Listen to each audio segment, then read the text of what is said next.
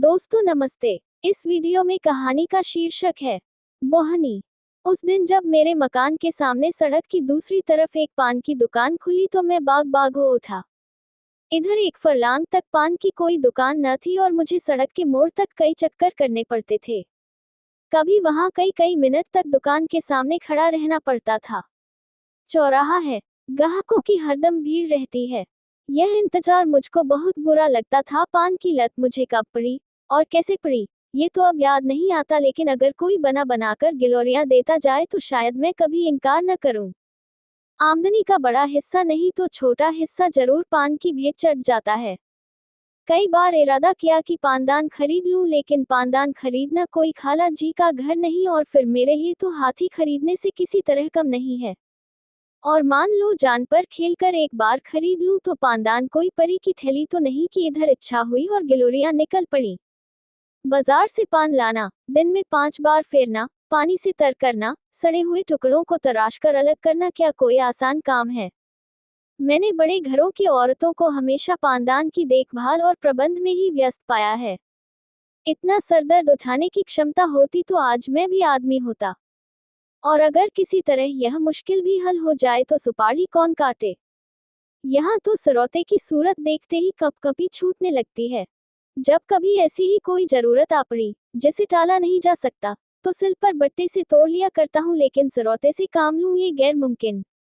मुझे तो किसी को सुपारी काटते देखकर उतना ही आश्चर्य होता है जितना किसी को तलवार की धार पर नाचते देखकर। और मान लो यह मामला भी किसी तरह हल हो जाए तो आखिरी मंजिल कौन फतह करे। कत्था और चूना बराबर लगाना क्या कोई आसान काम है। कम से कम मुझे तो उसका ढंग नहीं आता। जब इस मामले में वे लोग रोज गलतियां करते हैं तो इस कला में दक्ष हैं तो मैं भला किस खेत की मूली हूँ। तमोली ने अगर चूना ज्यादा कर दिया तो कत्था और ले लिया, उस पर उसे एक डांट भी बताए, आंसू पूंछ गए।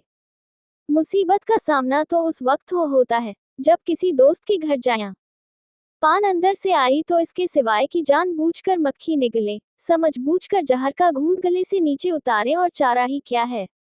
शिकायत नहीं कर सकते, सभ्यता बाधक होती है।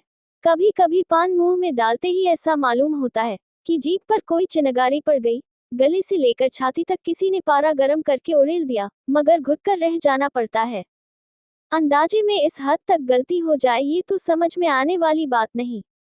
मैं लाख अनाड़ी हूँ लेकिन कभी इतना ज्यादा चूना नहीं डालता। हाँ, 2-4 छाले पड़ जाते हैं तो मैं समझता हूँ यही अंतपुर के कोप की अभिव्यक्ति है।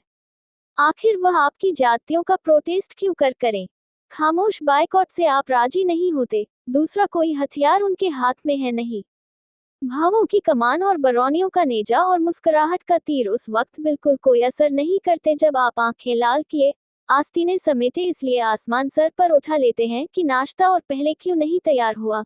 तब सालन में नमक और पान में चूना ज्यादा कर देने के सिवाय बदला लेने का उनके हाथ में और क्या साधन रह जाता है। खैर, 3-4 दिन के बाद एक दिन मैं सुबह के वक्त तंबोलिन की दुकान पर गया तो उसने मेरी फरमाइश पूरी करने में ज्यादा मुस्तैदी न दिखलाई। 1 मिनट तक तो पान फेरती रही, फिर अंदर चली गई और कोई मसाला लिए हुए निकली। मैं दिल में खुश हुआ कि आज बड़े विधिपूर्वक गिलोरियां बना रही है, मगर अब भी वह सड़क की ओर प्रतीक्षा की आंखों से ताक रही थी कि जैसे दुकान के सामने कोई ग्राहक ही नहीं, और ग्राहक भी कैसा, जो उसका पड़ोसी है और दिन में 20 ही बार आता है। तब तो मैंने जरा झुंझला कर कहा, मैं कितनी देर से खड़ा हूँ, कुछ इसकी भी खबर है। तंबोलिन ने क्षमा याचना के स्वर में कहा, हाँ बाबूजी, आपको देर तो बहुत हुई लेकिन 1 मिनट और ठहर जाए। बुरा न मानिएगा बाबूजी, आपके हाथ की बोहनी अच्छी नहीं है। कल आपकी बोहनी हुई थी, दिन में कुल 6 आने की बिक्री हुई। परसों भी आप ही की बोहनी थी, 8 आने के पैसे दुकान में आए थे। इसके पहले 2 दिन पंडित जी की बोहनी हुई थी, दोपहर तक 2.5 रुपए आ गए थे। कभी किसी का हाथ अच्छा नहीं होता बाबूजी। मुझे गोली सी लगी। मुझे अपने भाग्यशाली होने का कोई दवा नहीं है, मुझसे ज्यादा अभागे दुनिया में नहीं होंगे। इस साम्राज्य का अगर मैं बादशाह नहीं तो कोई ऊंचा मनसबदार जरूर हूँ, लेकिन यह मैं कभी गवारा नहीं कर सकता कि नहुसत का दाग बर्दाश्त कर लूं। कोई मुझसे बोहनी न कराए, लोग सुबह को मेरा मुंह देखना अपशकुन समझे, ये तो घोर कलंक की बात है। मैंने पान तो ले लिया, लेकिन दिल में पक्का इरादा कर लिया कि इस नहूसत के दाग को मिटाकर ही छोड़ूंगा। अभी अपने कमरे में आकर बैठा ही था कि मेरे एक दोस्त आ गए। बाजार साग भाजी लेने जा रहे थे। मैंने उनसे अपनी तंबोलन की खूब तारीफ की। वह महाशय जरा सौंदर्य प्रेमी थे और मजाकिया भी। मेरी ओर शरारत भरी नजरों से देखकर बोले, इस वक्त तो भाई मेरे पास पैसे नहीं हैं और न अभी पानों की जरूरत ही है। मैंने कहा, पैसे मुझसे ले लो। हाँ, यह मंजूर है, मगर कभी तकाजा मत करना। ये तो टेढ़ी खीर है। तो क्या मुफ्त में किसी की आंख में चढ़ना चाहते हो? मजबूर होकर उन हजरत को एक ढोली पान के दाम दिए। इसी तरह जो मुझसे मिलने आया, उससे मैंने तंबोलिन का बखान किया। दोस्तों ने मेरी खूब हंसी उड़ाई, मुझ पर खूब फबतियां कसी। मुझे छिपे रुस्तम, भगत जी और न जाने क्या क्या नाम दिए गए, लेकिन मैंने सारी आफतें हंसकर टाली। ये दाग मिटाने की मुझे धुन सवार हो गई। दूसरे दिन जब मैं तंबोलिन की दुकान पर गया तो उसने फौरन पान बनाए और मुझे देती हुई बोली, बाबूजी, कल तो आपकी बोहनी बहुत अच्छी हुई, कोई 3.5 रुपये आए। अब रोज बोहनी करा दिया करो। 3-4 दिन लगातार मैंने दोस्तों से सिफारिशें की, तंबोलिन की स्तुति गाए और अपनी गिरह से पैसे खर्च करके सुरखरुई हासिल की। लेकिन इतने ही दिनों में मेरे खजाने में इतनी कमी हो गई कि खटकने लगी। ये स्वांग अब ज्यादा दिनों तक न चल सकता था, इसलिए मैंने इरादा किया कि कुछ दिनों उसकी दुकान से पान लेना छोड़ दूं। जब मेरी बोहनी ही न होगी, तो मुझे उसकी बिक्री की क्या फिक्र होगी। दूसरे दिन हाथ मुंह धोकर मैंने एक इलायची खा ली और अपने काम पर लग गया। लेकिन मुश्किल से आधा घंटा बीता हो कि किसी की आहट मिली। आंख ऊपर को उठाता हूं तो तंबोलिन गिलोरियां लिए सामने खड़ी मुस्कुरा रही है। मुझे इस वक्त उसका आना जी पर बहुत भारी गुजरा, लेकिन इतनी बेमुरौवती भी तो न हो सकती थी कि दुत्कार दूं। बोला, तुमने नाहक तकलीफ की, मैं तो आ ही रहा था। तंबोलिन ने मेरे हाथ में गिलोरियां रखकर कहा, आपको देर हुई तो मैंने कहा मैं ही चलकर बोहनी कराऊं। दुकान पर ग्राहक खड़े हैं, मगर किसी की बोहनी नहीं की। क्या करता? गिलोरिया खाई और बोहनी कराई। जिस चिंता से मुक्ति पाना चाहता था, वह फरफंदे की तरह गर्दन पर चिपई हुई थी। मैंने सोचा था, मेरे दोस्त 2-4 दिन तक उसके यहाँ पान खाएंगे तो आप ही उससे हिल जाएंगे और मेरी सिफारिश की जरूरत न रहेगी। मगर तंबोलिन शायद पान के साथ अपने रूप का भी कुछ मोल करती थी, इसलिए एक बार जो उसकी दुकान पर गया, दोबारा न गया। 1-2 रसिक नौजवान अभी तक आते थे। वह लोग एक ही हंसी में पान और रूप दर्शन दोनों का आनंद उठाकर चलते बने थे। आज मुझे अपनी साख बनाए रखने के लिए फिर पूरे 1.5 रुपये खर्च करने पड़े। बधिया बैठ गई। दूसरे दिन मैंने दरवाजा अंदर से बंद कर लिया, मगर जब तंबोलिन ने नीचे से चीखना, चिल्लाना और खटखटाना शुरू किया तो मजबूरन दरवाजा खोलना पड़ा। आंखें मलता हुआ नीचे गया, जिससे मालूम हो कि आज नींद आ गई थी। फिर बोहनी करानी पड़ी, और फिर वही बला सर पर सवार हुई। शाम तक 2 रुपये का सफाया हो गया। आखिर इस विपत्ति से छुटकारा पाने का यही एक उपाय रह गया कि वह घर छोड़ दूं। मैंने वहां से 2 मील पर एक अनजान मोहल्ले में एक मकान ठीक किया और रातों रात असबाब उठवाकर वहां जा पहुंचा। वह घर छोड़कर मैं जितना खुश हुआ, शायद कैदी जेल खाने से भी निकलकर उतना खुश न होता होगा।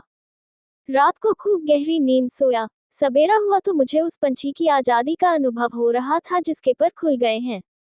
बड़े इत्मीनान से सिगरेट पिया, मुंह हाथ धोया, फिर अपना सामान ढंग से रखने लगा। खाने के लिए किसी होटल की भी फिक्र थी, मगर उस हिम्मत तोड़ने वाली बला से फतेह पाकर मुझे जो खुशी हो रही थी, उसके मुकाबले में इन चिंताओं की कोई गिनती न थी। मुंह हाथ धोकर नीचे उतरा। आज की हवा में भी आजादी का नशा था, हर एक चीज मुस्कुराती हुई मालूम होती थी। खुश खुश एक दुकान पर जाकर पान खाए और जीने पर चढ़ ही रहा था कि देखा वह तंबोलिन लपकी जा रही है। कुछ न पूछो, उस वक्त दिल पर क्या गुजरी। बस यही जी चाहता था कि अपना और उसका दोनों का सिर फोड़ लूं।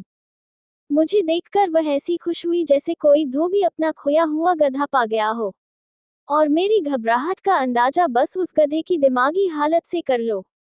उसने दूर ही से कहा, वाह बाबूजी, वाह, आप ऐसा भागे कि किसी को पता भी न लगा।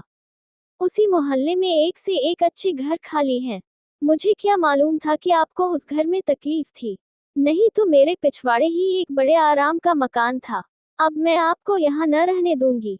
जिस तरह हो सकेगा आपको उठा ले जाऊंगी। आप इस घर का क्या किराया देते हैं? मैंने रोनी सूरत बनाकर कहा, 10 रुपये। मैंने सोचा था कि किराया इतना कम बताऊं जिसमें ये दलील उसके हाथ से निकल जाए। इस घर का किराया 20 रुपये है। 10 रुपये में तो शायद मरने को भी जगह न मिलेगी। मगर तंबोलिन पर इस चकमे का कोई असर न हुआ। बोली, इस तरह से घर के 10 रुपये आप 8 ही दीजिएगा और घर इससे अच्छा ना हो तो जब भी जी चाहे छोड़ दीजिएगा। चलिए, मैं उस घर की कुंजी लेती आई हूँ। इसी वक्त आपको दिखा दूं। मैंने त्योरी चढ़ाते हुए कहा, आज ही तो इस घर में आया हूँ, आज ही छोड़ कैसे सकता हूँ? पेश की किराया दे चुका हूँ। तंबोलिन ने बड़ी लुभावनी मुस्कुराहट के साथ कहा, 10 ही रुपये तो दे हैं। आपके लिए 10 रुपये कौन बड़ी बात है, यही समझ लीजिए कि आप न चले तो मैं उजड़ जाऊंगी। ऐसी अच्छी बोहनी वहां और किसी की नहीं है। आप नहीं चलेगे तो मैं ही अपनी दुकान यहाँ उठा लाऊंगी। मेरा दिल बैठ गया। यह अच्छी मुसीबत गले पड़ी। कहीं सचमुच चुड़ैल अपनी दुकान न उठा लाए। मेरे जी में तो आया कि एक फटकार बताऊं पर जबान इतनी बेमुरौवत न हो सकी। बोला, मेरा कुछ ठीक नहीं है। कब तक रहूं, कब तक न रहूं? आज ही तबादला हो जाए तो भागना पड़े। तुम न इधर की रहो, न उधर की। उसने हसरत भरे लहजे में कहा, आप चले जाएंगी तो मैं भी चली जाऊंगी। अभी आज तो आप जाते नहीं। मेरा कुछ ठीक नहीं है। तो मैं रोज यहाँ आकर बोहनी करा लिया करूंगी। इतनी दूर रोज आओगी? हाँ, चली आऊंगी। 2 मील ही तो है। आपके हाथ की बोहनी हो जाएगी। ये लीजिए, गिलोरिया लाई हूँ। बोहनी तो करा दीजिए। मैंने गिलोरिया ली, पैसे दिए और कुछ गश किसी हालत में ऊपर जाकर चारपाई पर लेट गया। अब मेरी अक्ल कुछ काम नहीं करती कि इन मुसीबतों से क्यों कर गला छुड़ाऊं। तब से इसी फिक्र में पड़ा हुआ हूँ। कोई भागने की राह नजर नहीं आती। सुरखरू भी रहना चाहता हूँ, बेमुरौवती भी नहीं करना चाहता और इस मुसीबत से छुटकारा भी पाना चाहता हूँ। अगर कोई साहब मेरी इस करुण स्थिति पर मुझे ऐसा कोई उपाय बतला दे तो जीवन भर उसका कृतज्ञ रहूंगा। दोस्तों, अगली वीडियो देखने के लिए चैनल सब्सक्राइब करें।